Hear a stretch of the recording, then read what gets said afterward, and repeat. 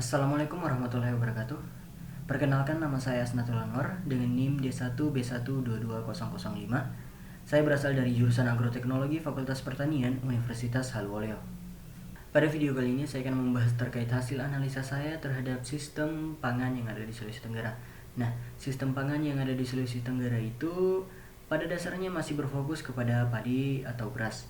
Oleh karena itu, saya telah mengumpulkan 3 jenis data yang berhubungan dengan hal tersebut. Nah, data yang pertama itu adalah perubahan luas lahan pertanian yang ada di Sulawesi Tenggara, khususnya pada tanaman padi.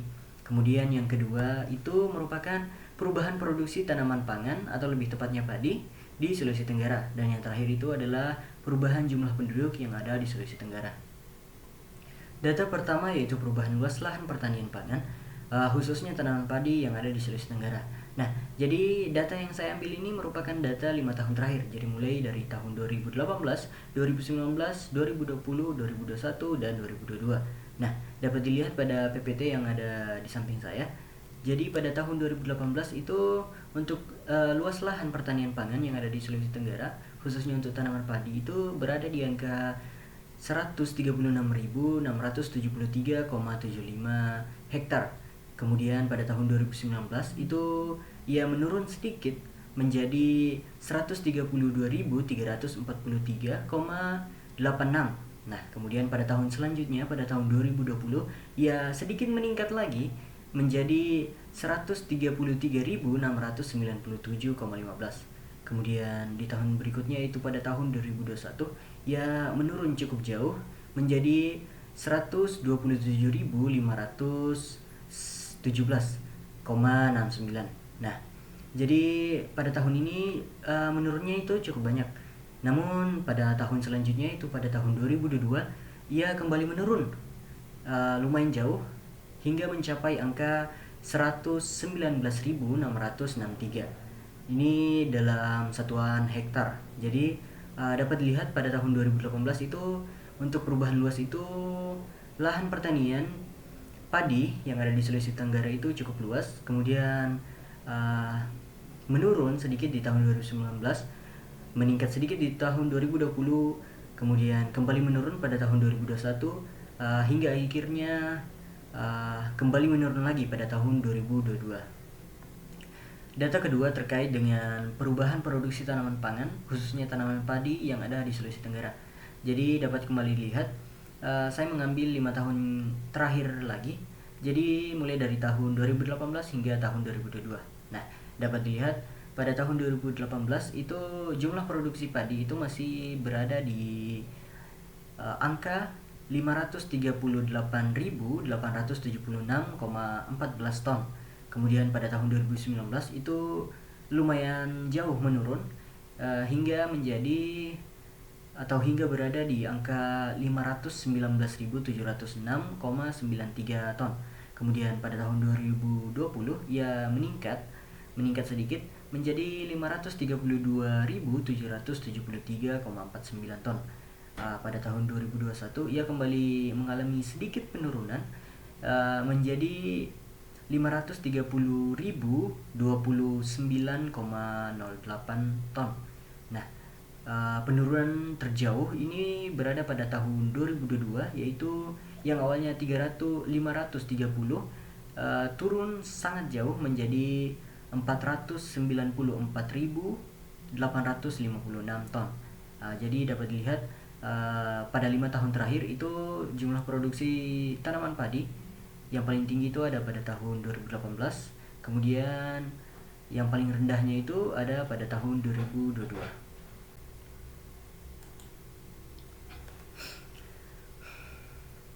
Selanjutnya yaitu data ketiga. Nah, data ketiga ini berhubungan dengan perubahan jumlah penduduk yang ada di Sulawesi Tenggara. Dapat dilihat saya menggolongkan penduduk yang ada di Sulawesi Tenggara ini menjadi 3 golongan, yakni dewasa, ibu hamil, dan anak-anak. Namun sebelum itu, mari kita bahas secara menyeluruh. Jadi pada tahun 2018, jumlah penduduk di Sulawesi Tenggara itu mencapai angka 2.653.654 jiwa. Kemudian pada tahun 2019, ia mengalami kenaikan menjadi 2.704.737. Pada tahun 2020 ia mengalami penurunan yang cukup signifikan menjadi 2.624.875. Pada tahun 2021 ia kembali mengalami peningkatan menjadi 2.659.156. Kemudian terakhir yaitu pada tahun 2022 ia kembali mengalami kenaikan menjadi 2.701.661 jiwa. Nah, dapat dilihat jadi pada tahun 2018 ia berada di angka 2.600.000, kemudian pada tahun 2019 ia mencapai puncaknya di angka 2.704.000. Kemudian pada tahun 2020 ia sampai pada dasarnya atau angka terendah yaitu 2.624.000. Kemudian pada tahun 2022 ia kembali mengalami penaikan hingga hampir mencapai jumlah penduduk yang ada pada tahun 2019 yakni 2.701.000. Nah, itulah tadi data perubahan jumlah penduduk yang ada di Sulawesi Tenggara secara menyeluruh. Kemudian untuk penggolongannya sendiri, jumlah penduduk untuk golongan dewasa itu dapat dilihat pada PPT yang di samping saya. Untuk ibu hamil juga dapat dilihat di sini. Kemudian untuk golongan anak-anak juga dapat dilihat. Nah, yang perlu diperhatikan di sini untuk mulai dari tahun 2018 hingga tahun 2022 itu golongan yang memiliki jumlah jiwa terbanyak itu adalah golongan dewasa. Kemudian diikuti dengan golongan anak-anak dan ibu hamil. Berdasarkan ketiga data tersebut, kita sudah memiliki pegangan untuk mengetahui sistem pangan yang ada di Sulawesi Tenggara. Nah, sebelum itu kita perlu untuk mengetahui bagaimana sih kecukupan energi penduduk yang ada di Sulawesi Tenggara. Nah, dapat dilihat pada slide ini rumus menentukan angka kecukupan energi penduduk pada pria dan wanita itu berbeda. Pada pria itu dimulai dengan 66 ditambah 13,7 dikali dengan berat badan, ditambah 5 dikali tinggi badan, dikurang 6,8 dikali usia. Untuk wanita sendiri dimulai dengan 655 ditambah 9,6 dikali berat badan, ditambah 1,8 dikali tinggi badan, dan dikurang 4,7 dikali usia. Nah, di sini saya menjadikan diri saya atau menganggap diri saya sebagai contoh yang mana akan mewakili penduduk yang ada di Sulawesi Tenggara. Oleh karena itu, rumusnya berubah menjadi 66 ditambah 13,7 dikali 58. 58 ini berat badan saya, kemudian ditambah dengan 5 dikali 157. 157 ini merupakan tinggi badan saya. Kemudian dikurang dengan 6,8 dikali 19. 19 ini umur saya. Didapatkan hasil 1516,4. Nah, di sini dapat dilihat bahwa saya mengalihkannya kembali dengan 1,375. Nah, 1,375 ini dari mana? Hal tersebut dapat dilihat di slide berikutnya. Jadi 1,375 itu tadi berasal dari golongan jarang olahraga. Jadi hasil tadi dikali dengan bagaimana aktivitas fisik kita sehari-hari. Jadi terdapat 5 golongan, yakni sangat jarang olahraga dikali dengan 1,2, kemudian jarang olahraga dikali dengan 1,375, ini golongan saya. Kemudian 3 itu cukup olahraga dikali 1,55, sering olahraga dikali dengan 1,725, dan sangat sering olahraga dikali dengan 1,9. Baiklah, kita kembali. Jadi di situ dapat dilihat setelah saya mengalihkannya, itu hasilnya menjadi 2085,05. Nah, berdasarkan hasil yang tadi, sekarang kita sudah bisa mengetahui berapa sih jumlah beras yang saya butuhkan itu per hari. Jadi oleh karena kebutuhan kalori per hari yang saya butuhkan yaitu 2,85,05 kalori, maka jika suatu kandungan kalori yang terdapat di dalam 100 gram beras itu adalah 175 kalori, maka perhitungannya bisa dilihat sebagai berikut ini. Nah, ini ada di samping. Itu di dalam perhitungannya itu hasil yang tadi itu dikalikan dengan 100 kemudian dibagi dengan 175. Nah, hasilnya ini masih dalam bentuk gram, oleh karena itu perlu lagi diubah menjadi bentuk kilogram, yang mana umum digunakan ketika berbelanja kebutuhan beras di Indonesia maupun di Sulawesi Tenggara. Nah, jadi dapat dilihat bahwa kebutuhan beras per hari saya itu adalah 1,191 kg. Jadi beras yang saya butuhkan adalah segitu. Kemudian jika ingin mengetahui kebutuhan beras saya per tahun itu berapa sih? Itu perhitungannya tinggal dikalikan dengan jumlah hari per tahun. Jadi satu tahun itu ada 365 hari. Oleh karena itu jika 1,191 kg dikali dengan 364 hari, maka didapatkan 434,715 kg per tahun. Nah, berarti dalam satu tahun itu saya membutuhkan 434,715 kg beras. Nah, dengan menggunakan hasil ini, sekarang saya dapat mengetahui berapa sih jumlah ton beras yang dibutuhkan oleh seluruh warga penduduk yang ada di Sulawesi Tenggara mulai dari tahun 2018 sampai tahun 2022. Nah, adapun untuk cara perhitungannya terdapat pada slide berikutnya. Oke, dapat dilihat pada judul utama pada slide ini yaitu estimasi kebutuhan penduduk Provinsi Sulawesi Tenggara per tahun. Jadi untuk mengetahui kebutuhan beras penduduk Provinsi Sulawesi Tenggara per tahun itu tadi menggunakan contoh atau kebutuhan saya per tahun sebagai salah satu perwakilan dari warga yang ada atau penduduk yang ada di Sulawesi Tenggara. Nah, jadi kebutuhan saya tadi dikalikan dengan jumlah penduduk yang ada di Sulawesi Tenggara pada tahun tersebut, mulai dari tahun 2018 hingga tahun 2022. Nah, dapat dilihat di sini pada tahun 2018 itu terdapat 2.653.654 jiwa, sehingga jika dikalikan dengan kebutuhan per tahun saya, maka akan didapatkan hasil 1.153.583.199 kg per tahun. Nah, karena di sini bentuknya masih di dalam bentuk kilogram, kita perlu mengkonversikannya menjadi bentuk ton hingga didapatkan hasil 1.153.583,119 ton per tahun. Jadi pada tahun 2018 kebutuhan beras penduduk di Sulawesi Tenggara itu adalah di kisaran 1.153.583,119 ton pada tahun tersebut. Kemudian pada tahun selanjutnya, yakni pada tahun 2019, jumlah jiwanya sendiri itu ada 2.704.737. Ketika dikalikan dengan jumlah kebutuhan per tahun saya, maka hasil yang akan didapatkan yakni 1.151.789.745 kg.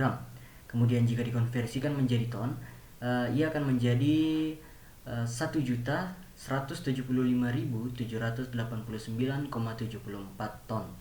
Nah, pada tahun selanjutnya yaitu pada tahun 2020, jumlah jiwanya adalah 2.624.875, sehingga jika dikalikan dengan jumlah kebutuhan saya akan didapatkan hasil 1.141.072.536 kg.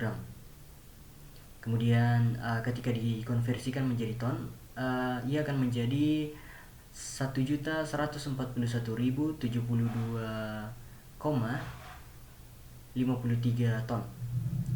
Nah, di tahun berikutnya yakni tahun 2021 itu jumlah jiwanya adalah 2.659.156, sehingga didapatkan hasil 1.159.975 kg. Nah, jika ini dikonversikan lagi, ia akan didapatkan hasil 1.155.975 ton. Jadi pada tahun 2021 jumlah kebutuhan penduduk itu adalah 1.155.975 155.975 ton. Kemudian pada tahun terakhir yakni tahun 2022, penduduknya itu berada di angka 2.701.661. Jika dikalikan kembali dengan jika dikalikan kembali dengan kebutuhan saya per tahun, maka akan didapatkan hasil 1.114.452.562 kilogram. Nah, jika dikonversikan lagi, ia akan menjadi 1.174.452,56 ton per tahun. Nah, jika dilihat di sini, kebutuhan penduduk itu paling tinggi di kisaran pada tahun 2019 sesuai dengan jumlah penduduk terbanyak. Kemudian untuk kebutuhan terendah itu berada pada tahun 2020 sesuai juga dengan jumlah penduduknya yang juga menurun.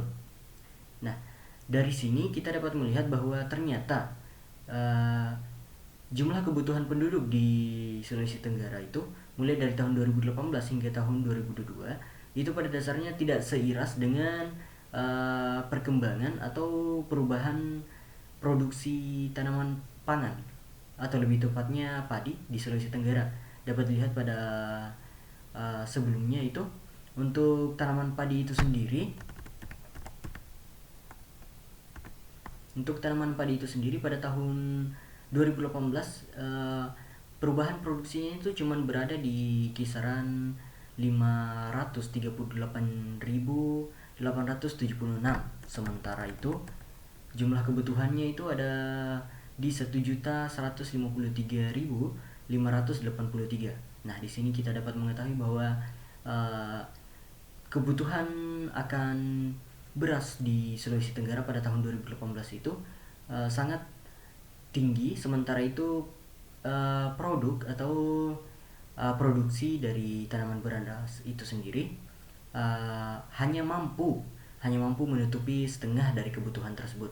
Nah, setengahnya itu besar kemungkinan diambil dari hasil impor atau ekspor luar negeri. Nah,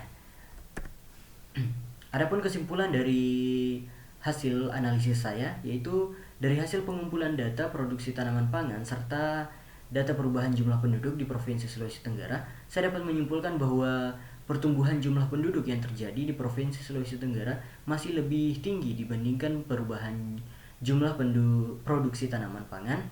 Malahan dari hasil pengamatan saya, jumlah produksi tanaman pangan di Provinsi Sulawesi Tenggara 5 tahun terakhir ini justru semakin menurun. Penurunan jumlah hasil produksi ini nampaknya dipengaruhi oleh pengurangan luas lahan yang digunakan di dalam produksi tanaman.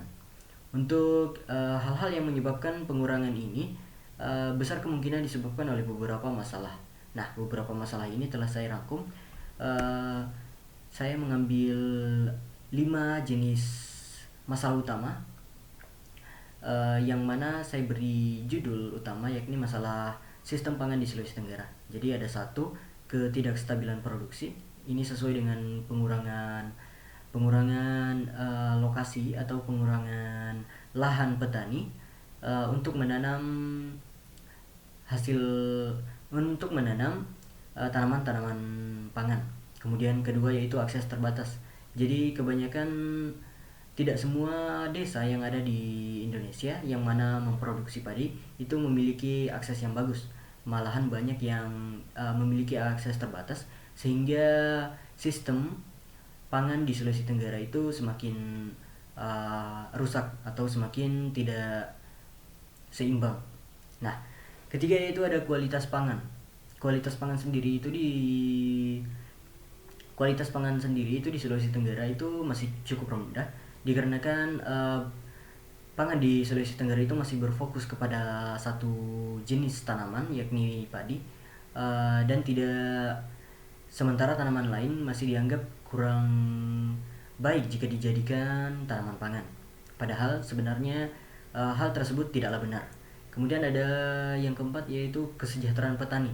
Jadi dapat kita lihat bahwa petani di Indonesia itu rata-rata berada di golongan bawah, atau bisa dibilang miskin, atau bisa juga dibilang berkecukupan namun tidak berlebih.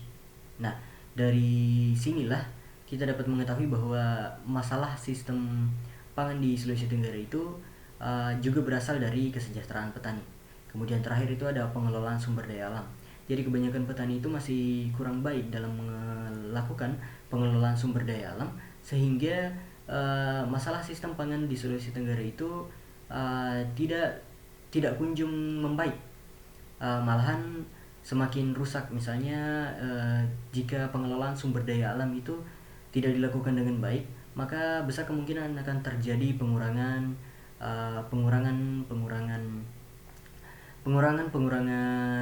luas dari lapangan tempat penanaman petani. Bisa saja dikarenakan kurangnya atau hilangnya unsur hara, bisa saja dikarenakan oleh penurunan kualitas tanah, atau bisa juga disebabkan oleh hal-hal lain. Mungkin itu saja dari saya. Terima kasih atas segala perhatiannya. Saya tutup dengan ucapan wassalamualaikum warahmatullahi wabarakatuh.